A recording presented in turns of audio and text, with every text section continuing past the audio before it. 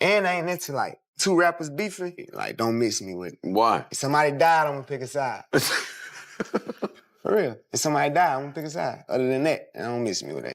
I seen the outcomes of that. Like, I ain't with that. Hell no. There was once a time when Lil Baby and NBA YoungBoy weren't just collaborators. They were brothers in spirit. Two young men from different corners of the South, both grinding their way out of poverty and pain, bonded by the same hunger to make it big. They didn't just understand each other, they felt each other's struggle. Coming from environments where every day was about survival, their connection went deeper than music. It was rooted in shared scars and ambition. Between 2018 and 2020, that chemistry lit up every studio they stepped into. Whenever they linked up, it was magic. Smooth, natural, like they'd been rapping together their whole lives. Tracks like One Shot and Cross Me weren't just hits, they were confessions in rhythm. Proof that two hustlers could turn pain into art. Every bar carried the fire of experience, every verse echoed the sound of determination. Fans could feel that bond through the speakers. Man, it was raw, honest, and built on respect that couldn't be faked. But fame changes everything, doesn't it? Once the spotlight hits, loyalty and business start mixing in dangerous ways. The rap game isn't just about who's hot. It's about who you stand next to when things get real. As both artists rose higher, street politics started creeping into the music. Suddenly, alliances mattered more than collaborations, and quiet respect turned into silent tension. When the heat between NBA YoungBoy's crew and Lil Durk's OTF camp started boiling, Lil Baby was stuck right in the middle. He had love on both sides, but the industry doesn't allow peace for long. Fans thought he'd stay neutral, keep his focus on the music and avoid the beef. But when lines got drawn, Baby made a move that shocked everyone. He chose to ride with Durk. Some said it was business, others said it was loyalty. But to YoungBoy, that choice cut deep. To him, it wasn't strategy, it was betrayal, the kind that flips friendship into rivalry. Everything changed on November 6, 2020, a date that hip-hop will never forget. Outside a hookah lounge in Atlanta, the night took a dark turn when tragedy struck.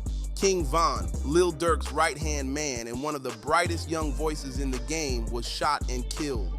It all started when Quando Rondo's crew crossed paths with Von's team.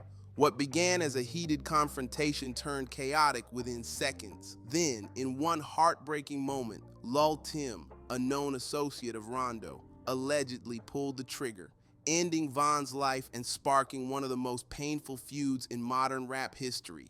The aftermath hit the industry like an earthquake. Suddenly, every artist, label, and fan was caught in the tension, choosing sides even if they didn't want to. For Lil Baby, his bond with Durk became more than friendship. It became a symbol of loyalty, of standing beside a brother when the world turned cold. That choice came with a cost, though. It quietly shut the door on whatever was left between him and YoungBoy. What used to be brotherhood turned into silence, and that silence spoke volumes. Von's death didn't just shake the block, it changed the entire landscape of hip-hop. Everyone tied to him, whether through music, friendship, or just mutual respect, suddenly faced the same question: where do you stand? Loyalty became the new currency, and the industry turned into a battlefield of alliances and grief. Overnight, smiles faded, relationships shifted, and people started moving different. Because once the streets bleed, the air never feels the same again. Lil Baby didn't play coy about it either. In one interview, he laid it out plain, saying, "If somebody dies, I'm picking a side." That wasn't a casual statement. That was a declaration. A message that when loyalty calls, he's not hiding behind industry politics. He drew his line in the sand, making it crystal clear who he was riding with, no matter how heavy the cost. And Lil Baby didn't just talk about loyalty, he showed it. Even though NBA YoungBoy wasn't there the night King Von was killed, and even though he wasn't directly involved, Baby began to pull back. The calls stopped, the studio sessions faded, and that once electric chemistry vanished into thin air. It wasn't out of hate, it was out of circumstance, out of choosing loyalty over history. Baby had drawn his line, and in doing so, he lost someone who once felt like blood. For YoungBoy, that silence hit harder than any lyric ever could. To him, it wasn't just business, it was betrayal. This was someone he'd respected, Someone who understood the grind, the pain, the hunger. Seeing Baby step away not because of a personal beef, but because of where his loyalty landed, cut deep. It was a painful reminder that in the rap game, bonds often break under pressure, and loyalty can turn old friends into strangers overnight. As time passed, YoungBoy couldn't ignore the shift. One by one, people started falling back. Artists who used to call him brother, who had once filled studios with laughter and energy, began going ghost. The phone stopped ringing, features dried up, and collabs that were once easy now seemed impossible. To the world, it looked like isolation, but to YoungBoy, it felt like war. A silent war where he stood alone, watching his circle crumble while everyone acted like nothing happened. That pain didn't stay bottled up. It started leaking into the music. You could hear the frustration in every verse, the exhaustion in every line. It was like therapy on wax. Then came I Hate YoungBoy, the record that flipped the internet upside down. A track so raw, so venomous, it left no doubt how he really felt.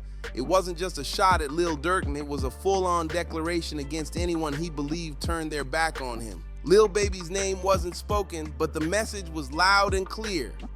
To YoungBoy, neutrality didn't exist. If you weren't riding with him, you were standing in opposition.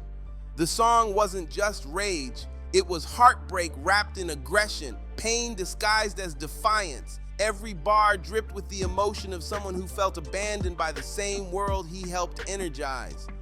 From that moment on, the bridge was gone, burned completely. Whatever chance there was for reconciliation disappeared in the smoke.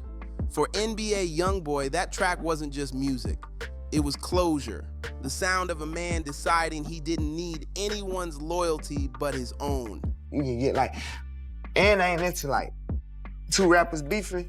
Like, I ain't into that. Like, I ain't like, don't mix me with it. Like, why? If somebody died, I'm gonna pick a side. For real.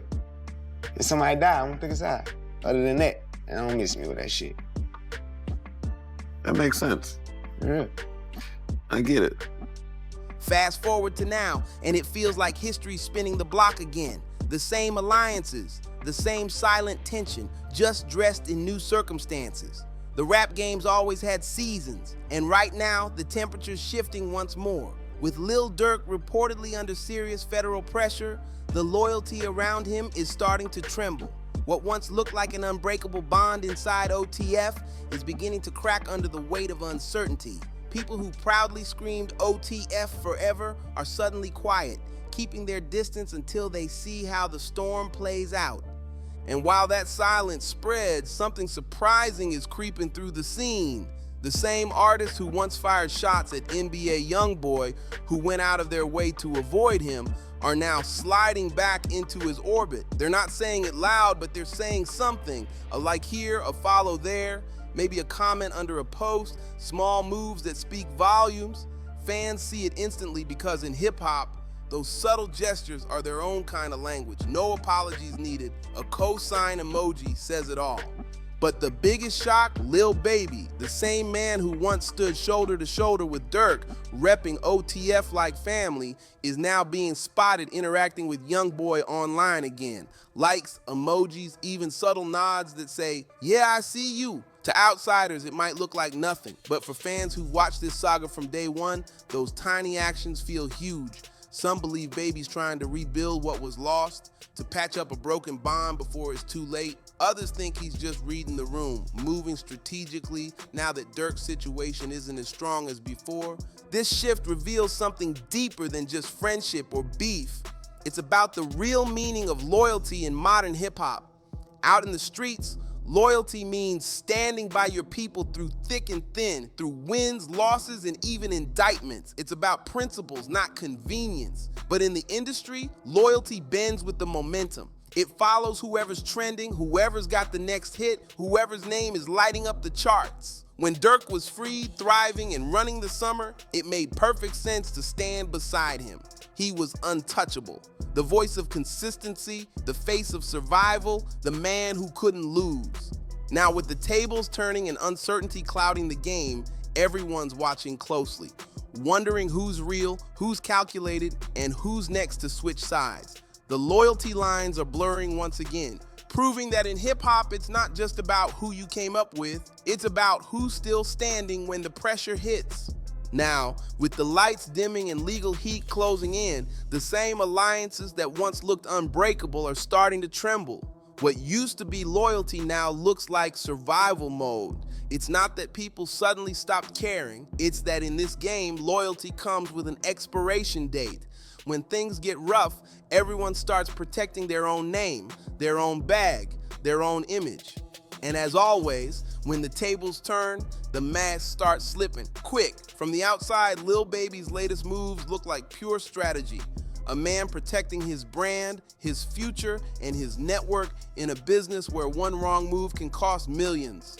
In the rap world, perception is reality. A simple cosign, a photo, or a post can make or break a relationship with sponsors, labels, or fans. So yeah, from the industry view, it's just business. Nothing personal. But the streets, they don't see it that way. Out there, business talk doesn't excuse breaking codes. To the people watching from the trenches, Baby's behavior looks like betrayal, not once, but twice. First, he cut ties with NBA YoungBoy when things got too heated, when being around him could have sparked backlash. And now, with Dirk facing federal heat and his empire looking shaky, Baby's stepping back again. It's deja vu, a rerun of loyalty that lasts only as long as it's safe. To many, it's proof that in today's rap scene, loyalty is conditional. It's only solid when the camera's rolling. That's the reality of the modern industry. Loyalty isn't built on blood or brotherhood anymore. It's built on timing and power. It's not about who held you down, but who's hot right now. Rappers team up not because of genuine connection, but because of opportunity. And when that opportunity fades, so does the bond. The same artists who scream family in interviews might switch sides overnight. No call, no warning, just silence and strategy. For NBA YoungBoy, watching all this unfold must feel like deja vu and vindication at the same time. He's been warning everyone for years about fake alliances and industry love that vanishes under pressure. When he dropped "I Hate YoungBoy," people said it was just anger, but now those lyrics sound prophetic.